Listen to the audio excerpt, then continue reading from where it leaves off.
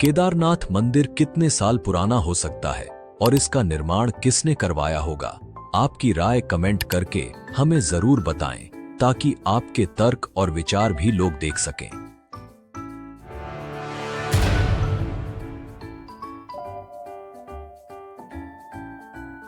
अब हम आपको एक ऐसे अध्याय में लेकर जा रहे हैं जो आपको हैरान कर देगा।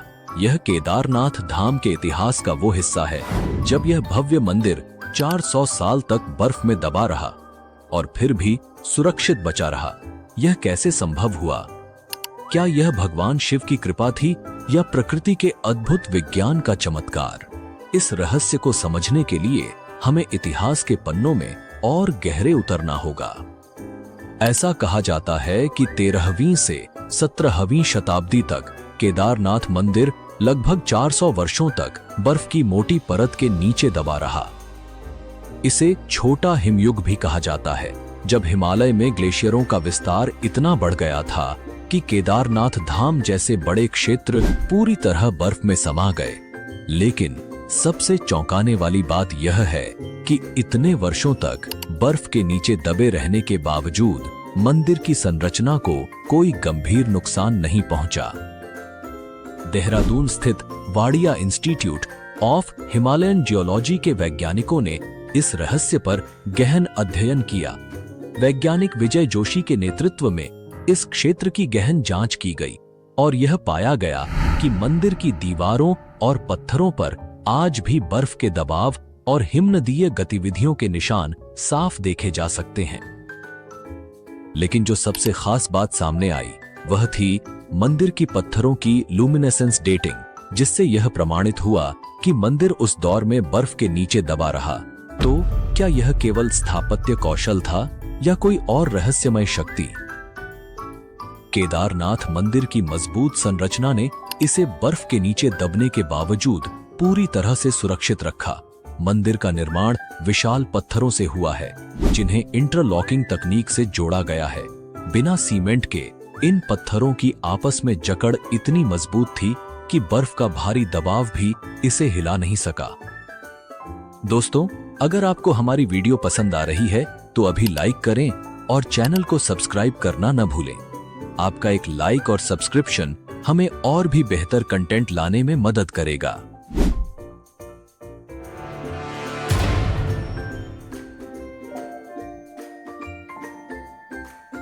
अब हम आपको एक ऐसे रहस्य से परिचित कराने जा रहे हैं जिसने आधुनिक वैज्ञानिकों को भी हैरान कर दिया है। केदारनाथ और रामेश्वरम के बीच का गहरा जियोमेट्रिकल अलाइनमेंट, ये वाकई एक चौंकाने वाली बात है। सोचिए, ये दोनों मंदिर एक सीधी रेखा में कैसे हो सकते हैं, जबकि ये हजारों किलोमीटर दूर हैं। जब आप इस रहस्य के बारे में जानेंगे तो हैरान रह जाएंगे। यह प्राचीन भारतीय ज्ञान और वास्तुकला का एक अद्भुत उदाहरण है जिसे आज की आधुनिक दुनिया में समझना कठिन है। क्या आपने कभी सोचा है कि केदारनाथ और रामेश्वरम जैसे दूरस्थ मंदिर कैसे एक ही रेखा पर हो सकते हैं? ये रहस्य न सिर्फ श्रद्धालुओं को बल्कि वैज्ञानिकों को भी हैरान कर चुका है। उत्तराखंड के केदारनाथ और दक्षिण भारत के रामेश्वरम ज्योतिर्लिंग 79 डिग्री देशांतर रेखा पर स्थित है। लेकिन यही नहीं, इनके बीच 5 और शिव मंदिर हैं जो सृष्टि के पंच तत्वों जल, वायु, अग्नि, आकाश और धरती का प्रतिनिधित्व करते हैं। अब सोचिए, हजारों साल पहले जब उपग्रह तकनीक या जीपीएस जैसी कोई आधुनिक तकनीक नहीं थी, तब भी हमारे प्राचीन वास्तुकारों ने इतनी सटीकता से इन मंदिरों को एक सीध रेखा में कैसे स्थापित किया।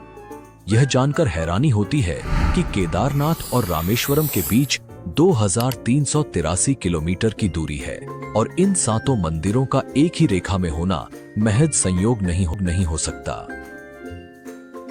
इन मंदिरों की स्थापना 1500 से 2000 साल पहले हुई थी और वैज्ञानिक दृष्टिकोण से ये एक अद्भुत ज्योमेट्रिकल अलाइनमेंट का हिस्सा है। यह सिर्फ धार्मिक नहीं बल्कि ब्रह्मांडीय संतुलन की भी एक झलक देता है। ये इस बात का प्रमाण है कि हमारे पूर्वजों के पास गहरे वास्तुकला और भूगोल का ज्ञान था। अब आइए इस अद्भुत 79 डिग्री देशांतर रेखा के बारे में बात करें। इस रेखा पर केदारनाथ और रामेश्वरम के बीच 5 और महत्वपूर्ण मंदिर स्थित हैं। कालेश्वर, श्रीकालाहस्ती, एकम्बरेश्वर, अरुणाचलेश्वर और चिदंबरम मंदिर। यह सोचने पर मजबूर कर देता है कि कैसे प्राचीन वास्तुकारों ने बिना किसी आधुनिक तकनीक के यह सब किया। उज्जैन के महर्षि पाणिनि संस्कृत विश्वविद्यालय के प्रोफेसर डॉक्टर उपेंद्र भार्गव का भी यही कहना है। यह तथ्य सही है कि ये मंदिर 79 डिग्री देशांतर पर स्थित हैं। हालांकि इनकी स्थापना अलग अलग समय पर हुई, इसलिए यह कहना कठिन है कि इन्हें किसी विशेष जियोमेट्रिकल अलाइनमेंट के तहत बनाया गया था। लेकिन एक बात निश्चित है, इन मंदिरों की स्थापना में अक्षांश और देशांतर का पूरा ध्यान रखा गया था और वास्तु सिद्धांतों का सटीक पालन किया गया है। ये रहस्य आज भी बना हुआ है, जो हमें प्राचीन भारतीय ज्ञान और विज्ञान की गहराई से रूबरू कराता है। ऐसे में क्या आप भी सोच रहे हैं कि यह सब कैसे संभव हुआ? क्या यह महज संयोग है या प्राचीन ज्ञान का कोई अदृश्य सूत्र? यह सवाल हम सभी को सोचने पर मजबूर करता है। क्या आपको पता है कि विमान का कॉन्सेप्ट प्राचीन भारतीय शास्त्रों में मिलता है और आज भी लोग इसका उपयोग करते हैं? अगर आपको भी ऐसी प्राचीन भारतीय टेक्नोलॉजी के बारे में पता है तो कमेंट में जरूर बताएं। इससे दूसरे लोग भी हमारी प्राचीन तकनीक के बारे में जान सकेंगे।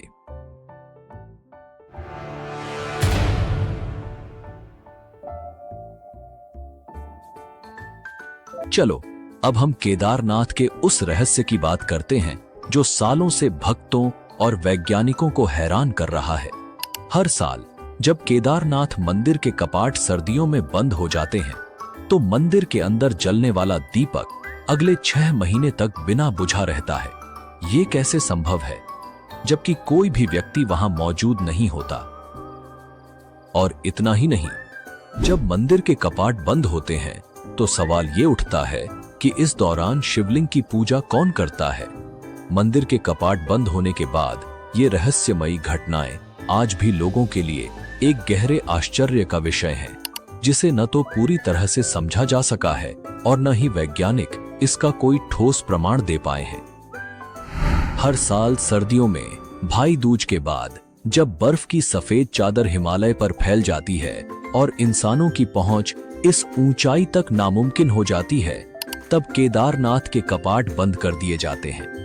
करीब 6 महीने तक यह मंदिर बंद रहता है। पौराणिक कथाओं के अनुसार जब सर्दियों के दौरान केदारनाथ मंदिर के कपाट बंद होते हैं, तब देवता और गंधर्व यहां आकर भगवान शिव की पूजा करते हैं। यह माना जाता है कि जब मंदिर में आम लोगों की पूजा बंद हो जाती है, तब भगवान शिव देवताओं और गंधर्वों के साथ यहां निवास करते हैं। जब मंदिर के कपाट बंद किए जाते हैं, तब मंदिर के अंदर एक दीपक जलाया जाता है।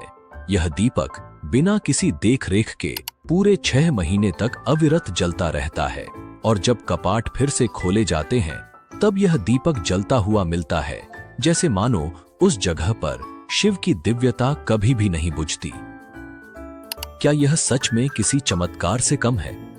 एक ऐसा दीपक जो इंसानों की अनुपस्थिति में भी लगातार जलता रहता है, और वह भी महीनों तक। इस रहस्यमयी घटना ने भक्तों के दिलों में गहरा विश्वास पैदा किया है। लिए यह इस बात का प्रमाण है कि भगवान शिव की उपस्थिति यहाँ हर समय बनी रहती है, और जब इंसान दूर होते हैं तब भी यह धाम खाली नहीं होता, क्योंकि देवताओं का आगमन होता है। वैज्ञानिक दृष्टिकोण से 6 महीने तक जलने वाला दीपक और मंदिर की स्वच्छता अभी भी एक रहस्य है। कैसे संभव है कि इतने लंबे समय तक कोई दीपक बिना किसी बाहरी की उपस्थिति यहाँ हर समय बनी रहती है, और जब इंसान दूर होते हैं तब भी यह धाम खाली नहीं होता, क्योंकि देवताओं का आगमन होता है। वैज्ञानिक दृष्टिकोण से 6 महीने तक जलने वाला दीपक और मंदिर की स्वच्छता अभी भी एक रहस्य है। कैसे संभव है कि इतने लंबे समय तक कोई दीपक बिना किसी बाहरी मदद के जलता रहे, और कपाट खुलने के बाद मंदिर की सफाई और व्यवस्था ज्यों की त्यों मिलती है, मानो कोई वहां नियमित पूजा करता रहा हो। वैज्ञानिक अभी भी इस घटना को पूरी तरह से समझने में असमर्थ हैं। कपाट बंद होने के दौरान भगवान शिव की प्रतिमा और मंदिर से जुड़े धार्मिक प्रतीक, जिन्हें दंडी कहा जाता है, को विशेष सम्मान के साथ ऊखीमठ ले जाया जाता है। ऊखीमठ उत्तराखंड का एक पवित्र स्थल है, जहां भगवान केदारनाथ के विग्रह को सर्दियों के दौरान सुरक्षित रखा जाता है। वहां भगवान शिव की पूजा 6 महीने तक नियमित रूप से जारी रहती है।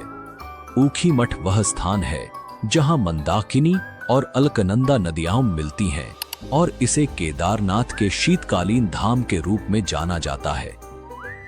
मंदिर के मुख्य पुजारी और अन्य पुरोहित ससम्मान भगवान शिव की प्रतिमा को लेकर पहाड़ के नीचे ऊखीमठ जाते हैं। यह प्रक्रिया विशेष मंत्रोच्चारण और अनुष्ठानों के साथ की जाती है। केदारनाथ मंदिर की पूजा व्यवस्था बहुत ही विशेष और प्राचीन परंपराओं से जुड़ी हुई है। इस मंदिर में पूजा का संचालन विशेष रूप से कर्नाटक के वीराशैव जंगम समुदाय के पुजारियों द्वारा किया जाता है, जिन्हें रावल कहा जाता है। रावल पुजारी यहाँ के मुख्य पुजारी होते हैं और भगवान शिव के सभी अनुष्ठानों का संचालन करते हैं।